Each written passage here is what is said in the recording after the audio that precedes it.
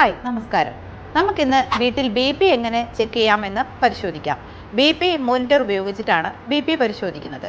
ശരീരത്തിലെ രക്തസമ്മർദ്ദം അളക്കുന്നതിന് വേണ്ടിയിട്ട് ഉപയോഗിക്കുന്ന ഒരു ഡിജിറ്റൽ മെഡിക്കൽ ഉപകരണമാണിത്. ഇനി നമുക്ക് ബി പി എങ്ങനെ ചെക്ക് ചെയ്യാമെന്ന് നോക്കാം. 5 മിനിറ്റ് ശാന്തമായിരിക്കുക, കാലുകൾ നിലത്തുറപ്പിച്ച് വയ്ക്കുക, കൈകൾ മേശപ്പുറത്ത് ഹൃദയത്തിൻ്റെ ഉയരത്തിൽ വയ്ക്കുക. ഇനി നമുക്ക് പ്രൊസീജിയറിലേക്ക് കടക്കാം.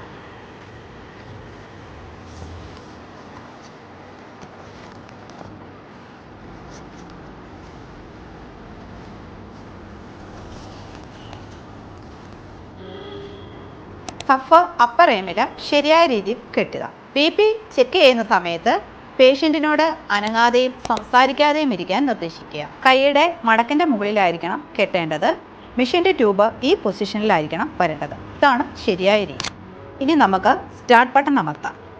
സെക്കൻഡുകൾക്കുള്ളിൽ തന്നെ systolic and diastolic pulse rate ഉൾപ്പെടെ സ്ക്രീനിൽ തെളിഞ്ഞു കാണാവുന്നതാണ്. ഇപ്പോൾ നമ്മൾ ബി പി ചെക്ക് ചെയ്ത് കഴിഞ്ഞു. 120/80 mm of Hg എന്നതാണ് നോർമൽ വാല്യൂ. ബി പി പരിശോധിക്കുന്നതിന് മുമ്പ് ശ്രദ്ധിക്കേണ്ട കാര്യങ്ങൾ: 30 മിനിറ്റ് മുമ്പ് ചായ, കോഫി, പുകവലി, വ്യായാമം ഒഴിവാക്കുക.